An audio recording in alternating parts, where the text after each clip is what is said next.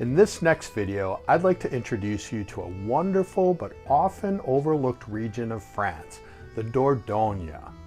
We'll visit a number of postcard villages you're going to love, plus I'll show you an amazing 11th century privately owned castle where we stay.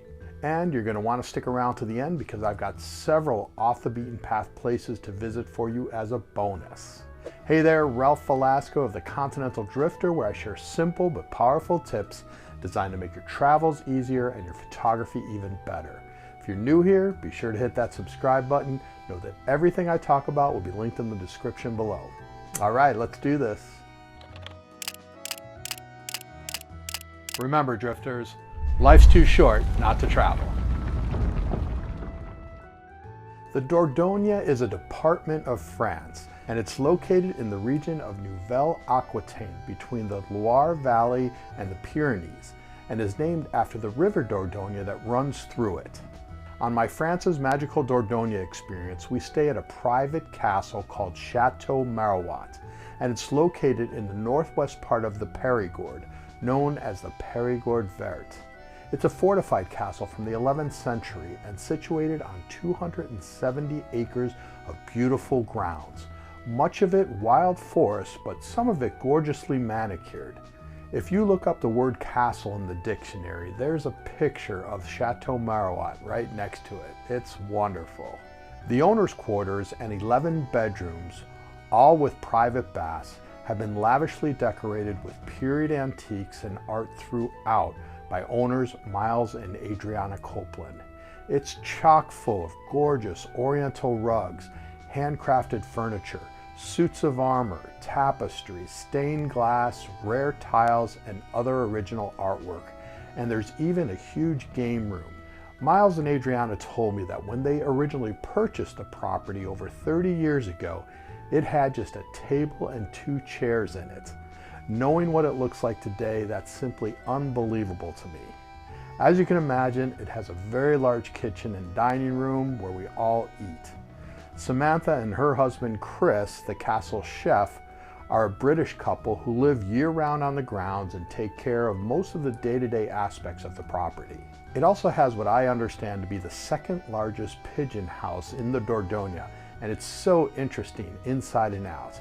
Ours is one of several groups of artists that enjoy the castle each year. There are photographers, painters, wellness programs, and even an invitation-only songwriters retreat held there. And in fact, past participants have included such music icons as Cher, John Bon Jovi, Ted Nugent, and others. The castle is surrounded by an endless variety of picturesque villages and postcard towns. Other impressive castles, plus peaceful rivers, seemingly endless vineyards and walnut orchards. Speaking of nearby villages, let's take a quick look at some of the more interesting ones that we visit. First, there's Brantome. It's situated on the River Dordogne, and its main feature is the truly impressive Benedictine Abbey of Brantome, which is said to have been founded in 769 AD by Charlemagne. I recently learned that Charlemagne was crowned the first Holy Roman Emperor and earned the title of Father of Europe. The abbey has an 11th century bell tower considered to be one of the oldest in France, as well as caves built into the cliffs and once lived in by monks.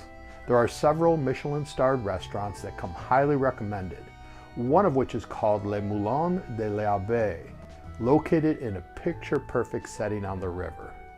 Brantome is a very walkable town, with expertly manicured gardens and a very nice historic center complete with a variety of quaint shops and restaurant choices galore. Next, there's Bourdeilles, and it's simply a postcard come to life. When you see it, you can't believe it even exists. There are some great little streets to walk, and the Chateau de Bourdeilles is a highlight. But to me, the best thing to do in this tiny village is simply to walk along the river's edge and through its narrow streets, photographing it from every angle. Even the local dogs can appreciate the beauty, and why not?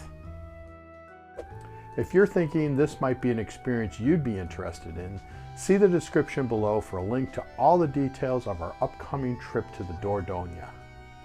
With a population of fewer than 400, Saint-Jean-de-Cole, just down the road from Brantome, is made up of only a few small streets and situated right on the Cole River, its namesake. It has a very picturesque castle that unfortunately I didn't get to enter, but it looks like it's open every day. Do check the schedule if you go because it has somewhat strange hours. There's a beautiful stone bridge, quaint little houses, tiny restaurants and shops. It's a great little place for a short visit and perhaps to grab a wonderful cup of French coffee. Then there's Riberac. It's one of the larger towns in the area and has a wonderful Friday market. Unfortunately, it rained a bit on the day I showed up, but as with all my trips, when I can, I try to time our visits to coincide with market days because these often present the best opportunity to see the locals out during their weekly shopping and to eat some really great food. And Riberac's market does not disappoint. Barring any unforeseen circumstances, one other stop we make is at Bourdeilles Abbey. This is a really peaceful and very accessible place to visit. And when I was there, I had it completely to myself. I discovered that it's an abandoned abbey founded in the 12th century by another order of monks.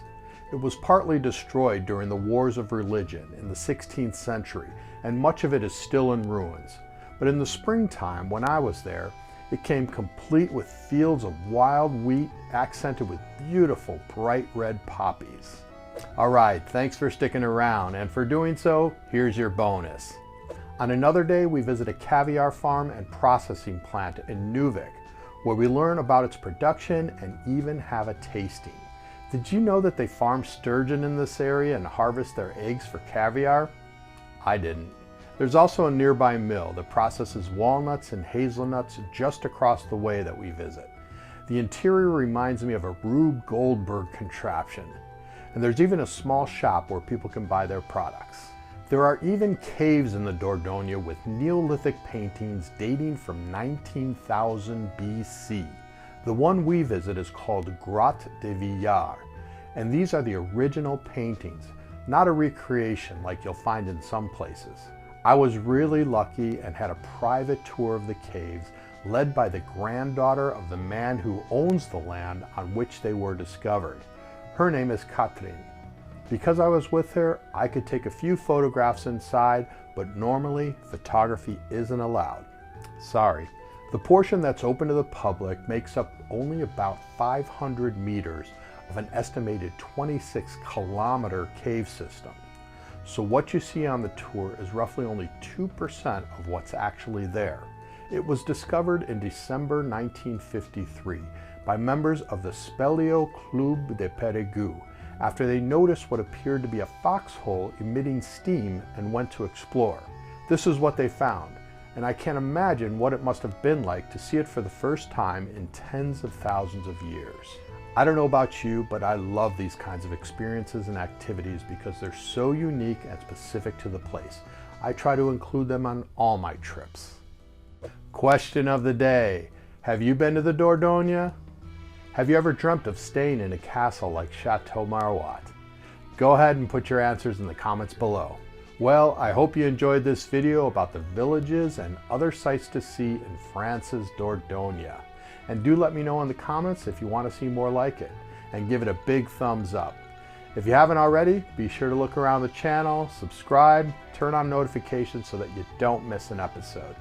And do me a favor, share this channel with at least one other person who's a great traveler just like you. Now, head on over to the continentaldrifter.co website for more interesting travel and photography tips and to get my latest download. Finally, join our community over on the Continental Drifter Facebook page and follow me on social media. And remember, drifters, life's too short not to travel.